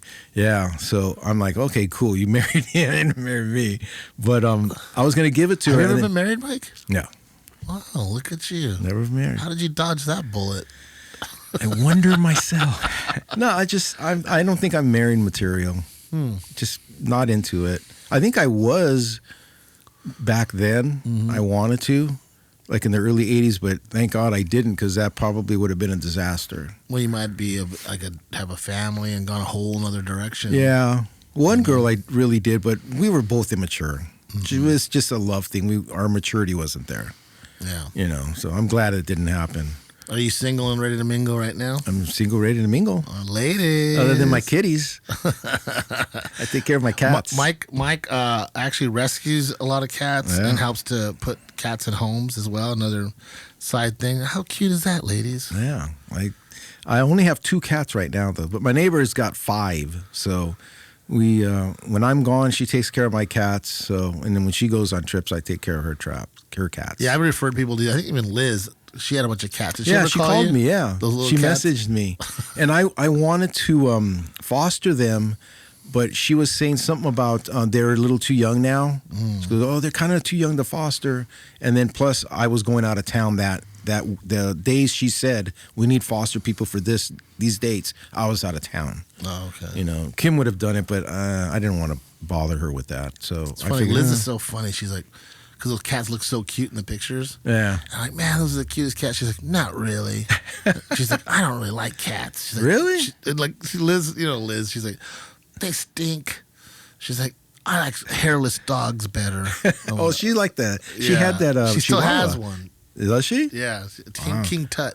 Why was she fostering the cats then? I don't know. Wow. I don't know. She got like roped into it. Oh. Okay. Yeah. Well, I know But she who said. doesn't like cute little cats? Yeah, cats. Well, you gotta put up with them. I'm used to them now. Yeah. You know, it's weird. When I lived in Covina, the cats would just come to me. These ferals would just come to me, and then I'd feed them, and then I'd find homes for them. Yeah. And sometimes they, the ones that weren't fixed would have kittens, and I'd have to find homes for those, which I always seem to do. Yeah. I just go on social media. Hey, we got some kittens here, and friends would hit me up. Scotto got one cat, and your old engineer guy got one. Yeah. Alex And Tragic. I don't know who else got one. I forgot, but I know I got rid of a lot of kittens through friends. See, everybody, these hardcore punk rockers Yeah. have a soft side too. Yeah, that's my heaven. Just having my own place, music, and a few kittens. I'm happy. That's it, buddy. Well, we're gonna be doing some music too. Yeah. We're gonna be jamming. Mike and I are gonna be doing something soon. Looks like with our buddy Sam and Brian. So look for that. Old band youngsters that I met back then in the 90s. Sam Yeah, was in the a band called Brian was in the Jawas. Yeah. Sam was in a couple other bands. I forgot the names of them. Sorry, Sam. I met him at Rhino Records. Oh, weren't you guys working there? Yeah, we worked there together. That's right. He's cool. And he drove my car home when I got a DUI after playing a show at the observatory with DECRY. Oh man. In the adolescence, and and he was more drunk than I was, and they let him drive my car home. Did you guys go there together? Yeah, Oh wow. but I got pulled over. I had a warrant, so they're like, ugh. But Sam drove my car home, and it was funny because they give him the van. It was a van, and the cop's like, she says, I said, can't you just give me a notice to appear? It's just it's a speeding ticket. Yeah. Are you gonna really need to arrest me? She's like, well, I could arrest you for the alcohol in your breath. She's like, you choose. You want the DUI or the failure warrant. to appear warrant? I'm like, warrant. Jeez. And then she's like, your friend can drive. So then Sam, they're like a parking lot because it was a checkpoint, and we got stuck in the checkpoint. So we go into the parking lot where they process you on these tables, folding tables, and the van's parked, and they tell him to drive. And as we're sitting there at the table like this, and I see him driving away, he goes over one of those parking pylons, so, ka-kung, ka-kung. And she just looked, the cop looked, she just goes, she shook her head. Oh man. What city was this? That was where the observatory. In Orange County? Galaxy. It was called the Galaxy back then. In Orange County. Santa Ana, I think. Yeah. It was in Santa Yeah, Ana. it was a pitching show too. Oh man. And then my hair was long like this, and when I got there, fucking sheriffs, they have to have a nickname for like cholos. So I walk in there and they're like, what's up, Gene Simmons? So then the whole fucking time I'm in there, everybody's calling me Gene Simmons. Gene Simmons. I'm like, I hate Gene Simmons. You should have stuck your tongue out. Oh man, how long were you in? Just like a couple, like the weekend. Oh, okay. Yeah, and then they called me out. That's a whole nother crazy story though, because the punk rockers in there. They came up to you when you go in. They come up to you like to see who you're gonna hang with. Obviously, I'm not black, so the black guys didn't come up to me. But because I'm mixed race, the white guys came up to me. Two Asian guys and some Mexican guys, and they're like, because they want numbers. Yeah. So they're like, three of them come like representatives. The minute you go in the cell, they come up to you and they're looking at me, and then they're like, what? I remember the Asian goes, what are you? And I go, I'm not going with you because there's like two of you, and I'm not going with the Mexicans because I can't stand cholos. And I looked at the tweaker white guy, and he had some Black Flag bars, and I go, I'll go with him because they're punk rock. So I went with them, and then I go, yeah, I just got out of the Zero. We just played that. I go, oh, you played that lessons, dude. And they gave me a cot. And I go, give me things. And I go, they treated me like, I'm like, yeah, I'm in DECRY. That's the only time that DECRY ever meant anything. street cred. I was like, I want my DECRY. I was Damn. like, dude, you come here. You have a car. We'll give you the top bunk. And I was like, wow, this is great. But then it was like, because by this time it was like 2, 3 in the morning, and they're playing cards. They have Pruno, their little jail wine. They're like partying in there. And he's like, you want to play cards with us? And it was like they were all playing together, all the races too. It was like the black guys, they were all like having this little card game. And I go, no, I was bummed out. I was just like, bummed. No, I'm just going to crash, but thank you for your hospitality. I'm going to crash. And I'm laying there, and then all of a sudden at 4 in the morning, the sheriffs come in. What the hell's going on here? And they freaking roust everybody. And they make us go into a cell where we're just stuffed like sardines. And then they got all the Pruno, the little wine they make, and they poured it all over their beds and like fucked up all their papers and belongings. And we went back in there, and there was literally guys like crying because like, I can't find my court papers to prove my case. And there was like guys going, hey, they put all the black guy stuff with the Mexican guy stuff, the white guy stuff. Oh, is this Orange County? Orange County, yeah. And then when I left, because I got like new like jumpers or whatever, like mine were new.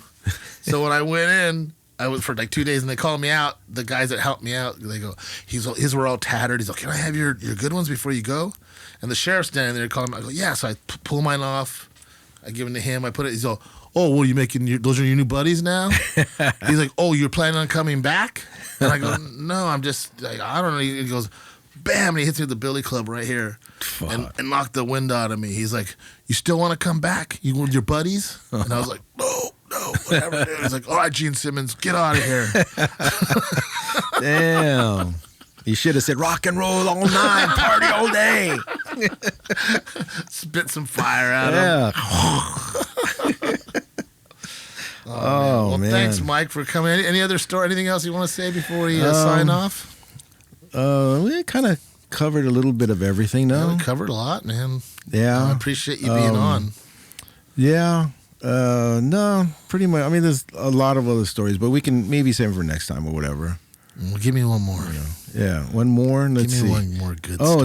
that time when on the Slog movie, when we played, that was at Bard's Apollo. I think that was with the Chiefs and TSOL that same night. But that day, in the day we had a gig that day at Chino Prison. What? Yeah, we played Chino Prison. I didn't know that you guys played Chino Prison. Yeah, they had a write-up in Flipside that the Stingers and Venus in Unit 3 played Chino Prison.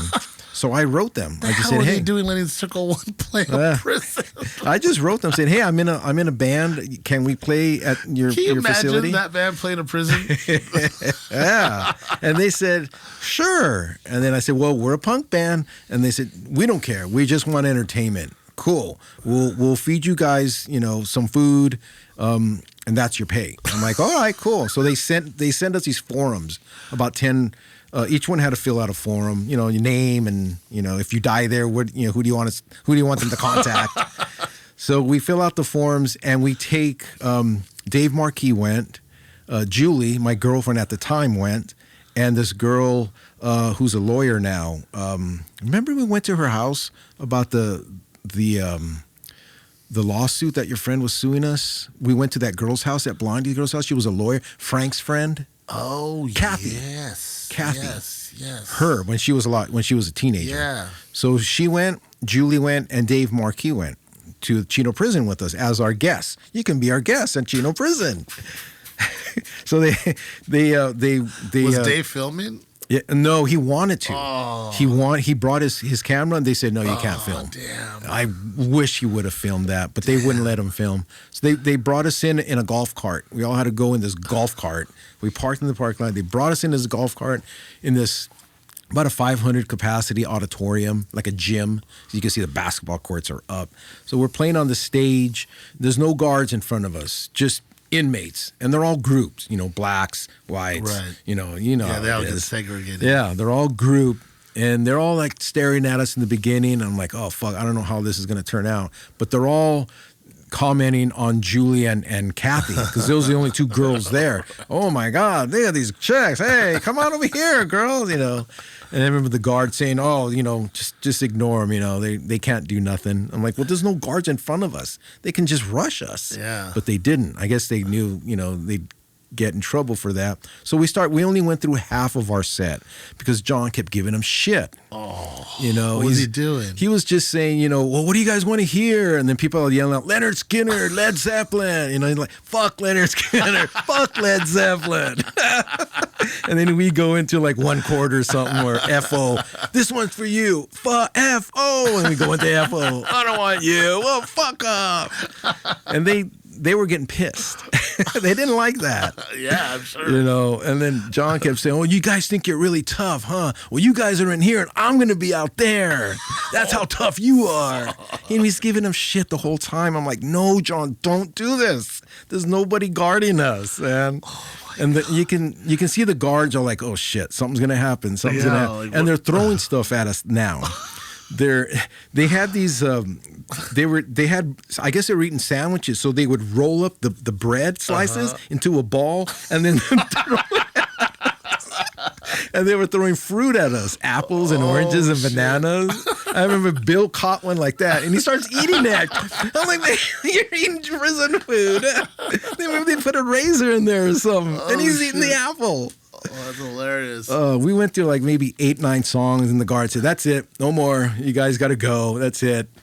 So they had to take all the inmates out. You didn't get the highway patrolman? We didn't get to highway patrolman, man. They would have liked that one, though. You probably would have won them over. Yeah. But they emptied the auditorium, and then they said, okay, well, we have to do this fast, because they were pissed off. So they gave us our pay, which was a birthday cake and hot dogs. They fed us hot dogs and cake. What the fuck? And then we rushed out of there. And going through the prison thing, you could see all the guards, like, I mean, the prisoner was like, oh, fuck, you know, looks like looking at us like, fuck you guys. But we got out of there alive. And then we did Bards Apollo that night. Whoa, what a trip. And that's the show that Dave filmed? Yeah, that's the one that Dave filmed, because he had his same camera. Day you played a prison. We played Chino Prison, because he wanted to film Chino Prison and then You film guys Bards. need to look up the Slog movie. Yeah, if you don't know what we're talking about, and watch that, and then imagine them playing a prison just a few hours before that.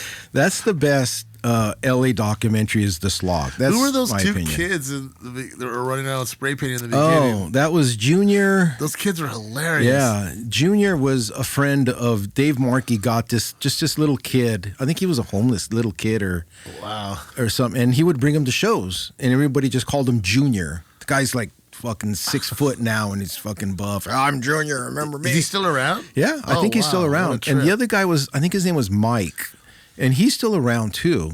But they were just little kids back then. You know, they were friends of Dave's from Santa Monica. They're hilarious. Yeah. That one part when he's all like, they killed my mother. What happened He's like, hey, Dad, wake up. Give us some money. Some hobo in an abandoned house. Yeah. Oh, man. It's a funny documentary, because Dave throws in that humor. Yeah. You know, that kind of Dave Markey humor. Yeah. It's just funny, but it's probably the best documentary. I'm not just saying it because we're in it, but I remember when they interviewed us, that was in the back of Bards Apollo. You know, and Dave asked, well, what do you want?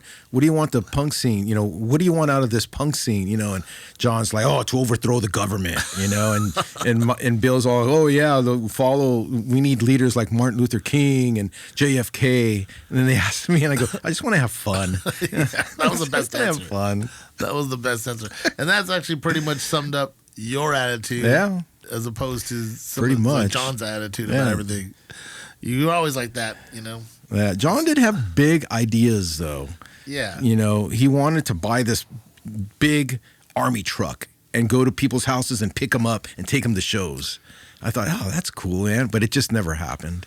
Yeah. You know, but he had some good ideas on the scene. But it just, you know, I think the mental illness just blocked it. I wish I would have met him. Yeah, he was a good guy. If you were his friend, he was cool. I wonder if he would have liked me or not. Yeah, he would have. You think so? Well, like, he didn't really hate anybody. Yeah. You know, I would have said I'm your friend. Yeah. I went with Mike. Only person he didn't really like was Felix. I wonder why I didn't like Felix. Well, I think part of it, because Felix did our first recording on the public service, and we weren't allowed. Well, we weren't there when they mixed it, and John didn't like the mix. Oh, I kind of didn't like it either. Sorry, Felix, but I kind of didn't like it. I wish we would have been there, even though that probably wouldn't have helped because we didn't know what the fuck we were doing anyways. But at least we would have been there. Because when we heard it, we're like, oh, shit, it's really high end. There's no bottom to it. But it's probably the studio because all the tracks sound like that. It's still a great comp, but we didn't really like the mix. And then John was like, well, fuck, you didn't even invite us to that. And then back then it was cool to hate your label. You know, like, fuck, our label, fuck those guys, you know. And then John just kind of took it a step forward, like, I'm going to kill them, you know. I want to beat up. But he did that. I think he did that half to like just mess with his head. Because John loved to mess with people's heads. Oh my God, he loved it. And then half of it was like, I really don't like the guy either. But then they ended up being friends. So it's good. Yeah. Some of my best friends started off with fighting with him. Pogo, me and Pogo had a fist fight when I first met him. Really? And then we became friends. Didn't you almost do that with Charles too? Yeah, not in the beginning. That was later. Yeah. Something happened. You went to his house, right? Yeah, I went to he was his like house. hiding.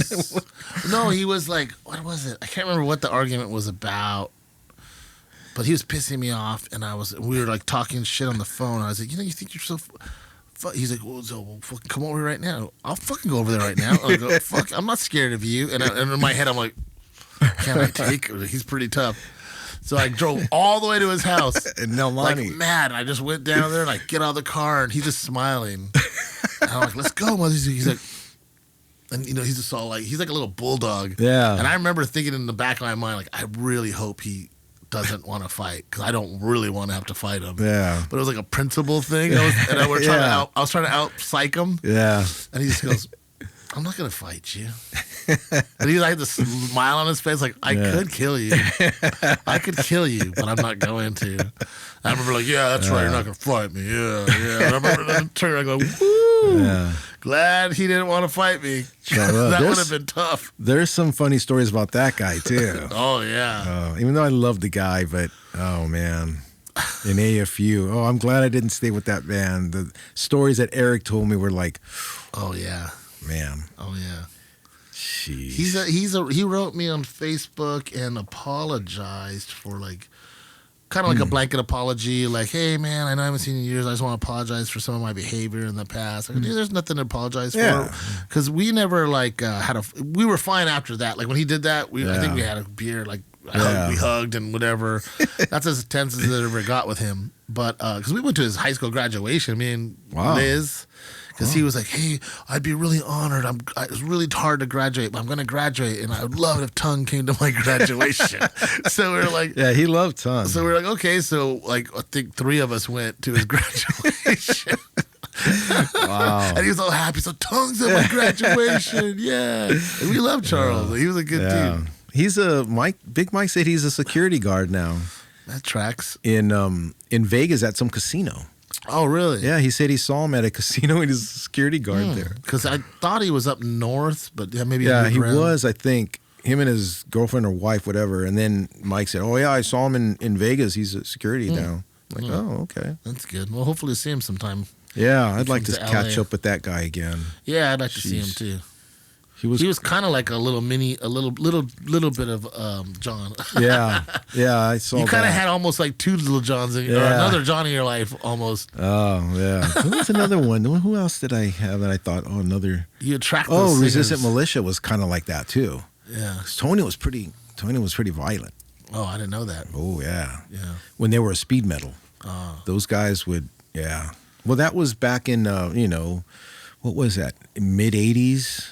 During the whole speed metal rush thing, and oh yeah, that was a problem. And I'm thinking, I went through this with Circle One. I don't want to go through this with this band either. Jeez. Yeah, at some point you're like over it. Like you don't want to deal with the violence stuff. Yeah, it got violent. It was fun, and Tony's still my brother. You know. Yeah. When I was younger, I was violent a little bit too, and I got off on it. But like Now I just want girls dancing. If I can. Yeah. Or So our kitties. next band is going to be a dance band, Mike. Okay. We're going to have girls We'll have dance, dancing. yeah. That's our goal. Yeah. Remember when we lived on Hill? We went to Jack in the Box at one late night, and I shot the guy with the pea shooter. Oh, my God. Yes, I do remember that. Do you remember that? Yes. He shot the Jack in the Box guy right in the face of the freaking... The pea shooter. We were in the drive-thru. I'm like, all right, get ready to go. Go. I just punched it. That was crazy when we lived together. Yeah. That was crazy. We were like, that was a small little place we lived in. I stayed You were there. basically living in the living room. Yeah, I was in the living room until you moved out, and then Rob moved in from Cassius Clay, and then he had the bedroom. I stayed in the living room, and then when Rob moved out, I just took the bedroom and lived there by myself for about another year. I think 2 years maybe. I remember like coming home like in the morning. I was been partying all night, and I was a block. This is by Pasadena City College, Colorado Boulevard, and I forgot the cross street, but I'm like literally a block from our apartment. I'm almost home, and I was nodding out like. And it's like people are going to work, and I'd been partying all night, and I rear end somebody, but not real hard, like just kind of barely hit this guy. Like on the street? Yeah, it was a red light. And I went, boom. I went, oh, I nodded out. I was like, oh, shit. I'm like, my house is right there, our apartment. I'm like, God damn it. And then he has to make a big deal about it. He's like, oh, I'm pulling over. I'm like, dude, come on. It's not. I go, okay, pull over. Go ahead, pull over. So he pulls over, and I go, and I gun it, right? And to ditch him, because I don't want to get a DUI, so I split, and then we had that one-way street. Yeah, we were on a one-way. So I went around the block. He's following me. He just will not. I can't shake him. And I'm like, I'm trying to shake him. So then I finally go back to where our house was. And I go, oh, let's see. Let's see if he'll follow me down a one-way street. See how psycho you are. So I go down the wrong way on the one-way street, and he pulls off. I see him in the rearview mirror. I'm like, yeah, that's right. And then I turned off and then like waited and then went back on the one street and went into our the driveway. And I ran inside. I remember the whole morning I was like paranoid looking out of the windows until like the afternoon. Fuck. And you were like, oh, what happened? What's wrong with you? And I told you the story. You're like, oh. You were like this to me. You're like, you're grounded now. That's what Can't he did. go out. all right, dude. Man. Thank you, brother. Cool, man. Well, thank you. It was fun. We'll get that episode up quick, and thank you all for watching Chattered. Get Chattered. Get chattered. Mike Vallejo, everybody. Not shattered, but chattered. That's right. Chattered. And, Michael, and MVP. buy some records and go check out some bands, I guess. Yeah, go see live bands. Go see live bands. Just go buy some records from Mike. Buy some vinyl for me, though, and for nobody else. All right, signing off. Cool. Yeah. Chattered. This is Chattered. I'm your host, Rick Collins.